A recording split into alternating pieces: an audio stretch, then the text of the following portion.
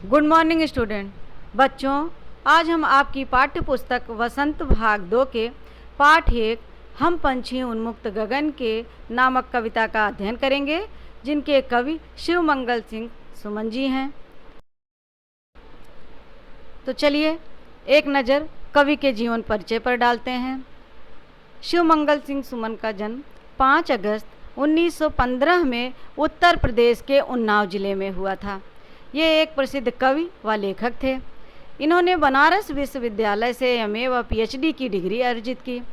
1974 में इन्हें साहित्य अकादमी पुरस्कार, पद्मश्री पुरस्कार, 1999 पद्म भूषण व 1994 में भारत भारती पुरस्कार से सम्मानित किया गया।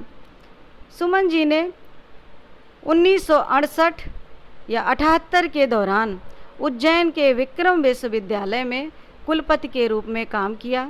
27 नवंबर 2002 में इनकी मृत्यु हो गई। इनकी प्रमुख रचनाएं कुछ इस प्रकार हैं। एक नज़र रचनाओं पर डालते हैं। तो जैसे कि मिट्टी की बारात, वाणी की व्यथा, युग का मोल, प्रलय, सृजन इत्यादि इनकी प्रमुख रचनाएं हैं। अब पाठ परिचय प्राप्त करते हैं और देखते हैं कि इस पाठ का आधार क्या है। बच्चों, पाठ पशु पक्षियों पर आधारित है। जैसा कि आप सभी जानते हैं कि पशु पक्षी हमारे वनों की शोभा होते हैं। वे अपने मधुर आवाज़ से लोगों को आह्लादित करते हैं। इनके बिना हम वन की कल्पना ही नहीं कर सकते। कवि ने इस कविता के माध्यम से पक्षियों की अभिलाषा को व्यक्त किया है। बच्चों, आज हम आपको अवगत कराएंगे कि जिस प्रकार हम मनुष्यों को अपनी आज़ादी प्रिय है, उसी तरह जीव जंतु भी स्वतंत्र रहना चाहते हैं, लेकिन हम उनकी भावनाओं को समझ ही नहीं पाते और अपने मनोरंजन के लिए उन्हें पिंजरे में कैद करके रखते हैं, जो कि उचित नहीं है। तो चलिए देखते हैं कि इन्हें कैद करने से हमें व पर्यावरण को क्या हानि पहुंचती है। हाँ, तो बच्चों, पक्षियों को पिंजरे में बंद करने से एक ओर जहां उनकी आज़ादी छिन जाती है, वहीं दूसरी ओर हमारा पर्यावरण भी बुरी तरह प्रभावित होता है। जैसा कि आप सभी जानते हैं कि पक्षी पर्यावरण में संतुलन बनाए रखते हैं। इनके न रहने पर यह संतुलन बिगड़ने लगता है। कुछ पक्षी तो ऐसे भी होते हैं, जैसे चील, बाज, कौआ, ये सब मरे हुए जानवरों को खाकर हमारे पर्यावरण को स्वच्छ बनाए रखते हैं। अनेक पक्षी पौधों के परागण में सहायता करते हैं, जिससे फल और अन्न अधिक मात्रा में पैदा होता है। कुछ पक्षी फसलों को हानि पहुंचाने वाले कीट पतंगों व टिड्डियों तथा चूहों को खाकर किसानों की सहायता करते हैं और अनाज उत्पादन में वृद्धि करते हैं। पक्षी फलों को खाकर उनके बीजों का प्रकीर्णन करते हैं। इस प्रकार पक्षी पेड़ पौधों के उगने तथा उनकी वंश वृद्धि में सहायक होते हैं। इसके अलावा पक्षी अपने विभिन्न प्रकार की आवाज़ों से वातावरण को सजीव भी बनाए रखते हैं। तो आपने जाना कि इन जीवों के रहने से हमारा कितना लाभ है। तो अब हम विराम चिन्हों को ध्यान में रखते हुए कविता का वाचन करेंगे। जैसा कि आपको 6th क्लास में बता चुके हैं कि भावाभिव्यक्ति के लिए विराम चिन्हों की जानकारी आवश्यक है। तो अब हम कविता का विराम चिन्हों के साथ कविता का वाचन, कविता में आए कठिन शब्दों का उच्चारण, अर्थ व कविता में प्रयोग हुए कुछ शब्दों के पर्यायवाची के साथ कविता का भावार्थ जानेंगे। तो चलिए अब पाठ को शुरू करते हैं और विराम चिन्हों के साथ वाचन करते हैं। हम पंछी उन्मुक्त गगन के पिंजरबद्ध न गा पाएंगे, कनक तीलियों से टकराकर पुलकित पंख टूट जाएंगे। हम बहता जल पीने वाले मर जाएंगे भूखे प्यासे, कहीं भली है कटुक निबोरी कनक कटोरी की मैदा से। अब देखते हैं कविता में आए कुछ कठिन शब्द। उन्मुक्त, पिंजरबद्ध, कनक तीलियाँ, पुलकित, कटुक और निबोरी। उन्मुक्त का अर्थ है आज़ाद या खुले हुए, पिंजरबद्ध पिंजरे में कैद होकर, कनक तीलियाँ सोने की छड़ें या सलाखें, पुलकित प्रसन्न या रोमांचित, कटुक कड़वी, निबोरी नीम का फल।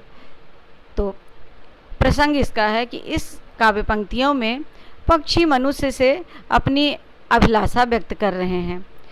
तो भावार्थ देखिए, पंछी कहते हैं कि हम स्वच्छंद होकर आसमान में उड़ने वाले जीव हैं। यदि हमें पिंजरे में कैद कर दिया जाएगा तो हम मधुर गीत नहीं गा पाएंगे, अर्थात हम खुश नहीं रह पाएंगे, भले ही वह पिंजरा सोने का ही क्यों ना बना हो। उस सोने के पिंजरे में लगी सोने की तीलियों से टकराकर हमारे रोमांचित सुंदर पंख टूट जाएंगे। आगे वो कहते हैं, हम नदियों झरनों का बहता हुआ जल पीने वाले पंछी, पिंजरे में यदि हमें कैद कर दिया जाएगा तो हम भूख प्यास से मर जाएंगे। हमारे लिए तो पिंजरे में रखी सोने की कटोरी में मैदा खाने से बेहतर नीम की कड़वी निबौरी है। अर्थात भाव यह है कि पक्षी को पिंजरे में कैद होकर सोने की कटोरी में खाने पीने से कहीं ज़्यादा बेहतर है कि वो स्वतंत्र होकर आसमान में जो भी कुछ पाएँ उड़कर खाएं।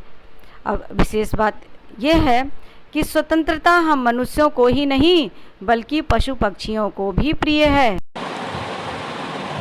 इन पंक्तियों में कुछ ऐसे शब्द हैं जिनके पर्यायवाची शब्द लिखेंगे, जैसे जल, पक्षी, गगन, कनक, स्वर्ण।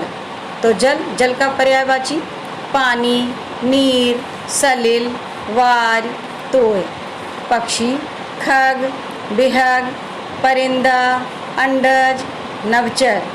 गगन आकाश, आसमान, नभ, अंबर।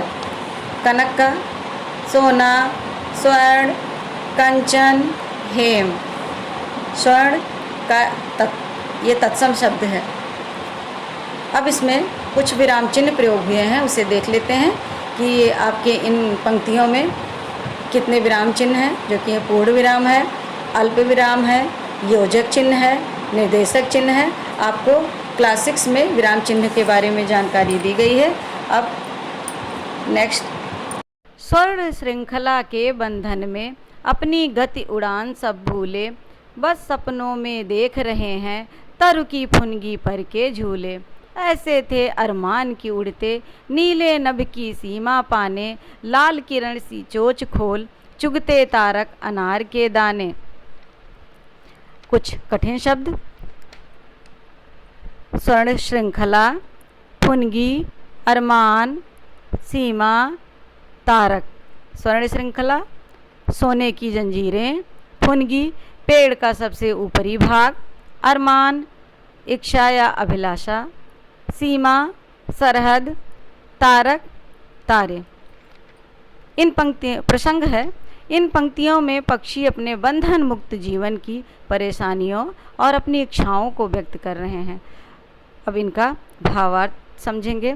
पक्षी कहते हैं कि सोने की इन जंजीरों में बंधकर हम अपनी स्वाभाविक चाल यानी कितनी गति से हम उड़ा करते थे, उड़ने के ढंग सब भूल गए। और पेड़ों की फुनगी पर बैठकर किस प्रकार से झूला झूलना है, अब तो यह हमारे लिए सिर्फ सपनों की बात बनकर रह गई है। पक्षी आगे कहते हैं कि इस बंधन में पड़ने से पहले हमारी यह इच्छा थी कि हम नीले आसमान के अंत तक उड़ें और सूरज की लाल किरणों के समान अपनी चोंच को खोलकर तारे रूपी अनार के दाने चुगते रहें। इनमें भी कुछ ऐसे शब्द हैं जिनके पर्यायवाची बनेंगे, जैसे तरु, अरमान, सूरज और विघ्न। तो तरु का पर्यायवाची है वृक्ष, पेड़, पादप, विटप।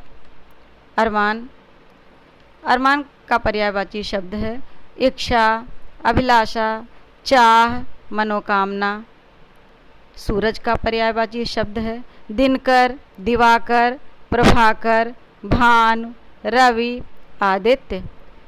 लास्ट, विघ्न का पर्यायवाची बाधा, रुकावट, अड़चन, अड़ंगा, अवरोध। अब हम बढ़ते हैं नेक्स्ट प्रसंग की तरफ।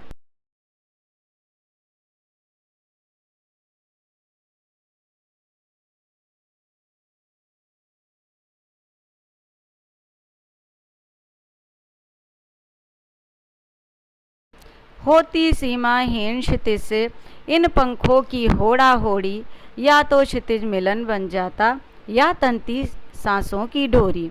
नीड़ न दो चाहे टहनी का, आश्रय छिन्न भिन्न कर डालो, लेकिन पंख दिए हैं तो आकुल उड़ान में विघ्न न डालो। इन पंक्तियों में पक्षी अपने मन के भावों को व्यक्त कर रहे हैं कि उनकी इच्छा क्या है। अब देखते हैं इनमें कुछ कठिन शब्द व उनके अर्थ। सीमाहीन, क्षितिज, आश्रय, नीड़, आकुल, विघ्न, टहनी। सीमाहीन, जिसकी कोई सीमा ना हो। क्षितिज, वह काल्पनिक स्थान जहाँ धरती और आसमान मिले हुए प्रतीत होते हैं। आश्रय, सहारा या रहने का स्थान, घर। नीड़, घोंसला। आकुल, बेचैन। विघ्न, बाधा या रुकावट। टहनी, शाखा। अब इन काव्य पंक्तियों का भावार्थ। पक्षी कहते हैं कि हमारी तो यह इच्छा है कि मुक्त होकर उड़ते हुए हम अपने पंखों की प्रतियोगिता करते हुए वहाँ पहुँचते जहाँ क्षितिज समाप्त होता है, या तो धरती और आकाश का यह काल्पनिक मिलन स्थल हमारे सामने आ जाता, या हम उस स्थान को पाने के लिए अपनी जान दे देते। यानी उनका लक्ष्य क्षितिज है, उसके लिए वे कुछ भी करने के लिए तैयार हैं। आगे वह पुनः मनुष्यों से कहते हैं कि चाहे हमें पेड़ों की शाखाओं पर घोंसले न बनाने दो, या फिर हमारे द्वारा बनाए गए आश्रय स्थल को नष्ट कर दो, हमें इसकी कोई परवाह नहीं, हमें किसी भी प्रकार का दुख नहीं। लेकिन यदि ईश्वर ने हमें पंख प्रदान किए हैं तो हमारी आज़ादी में तुम कोई विघ्न बाधा मत डालो। इस पाठ में, कविता में कुछ मुहावरे का प्रयोग हुआ है, जैसे सांसों की डोरी तनना, अर्थ है मृत्यु को प्राप्त होना। छिन्न भिन्न करना, नष्ट करना। होड़ा होड़ी, प्रतियोगिता करना। बच्चों, आज के लिए बस इतना ही। कल प्रश्न अभ्यास के बारे में चर्चा करेंगे, आपको बताएंगे प्रश्नों के उत्तर, और जो है बस इतना ही। धन्यवाद।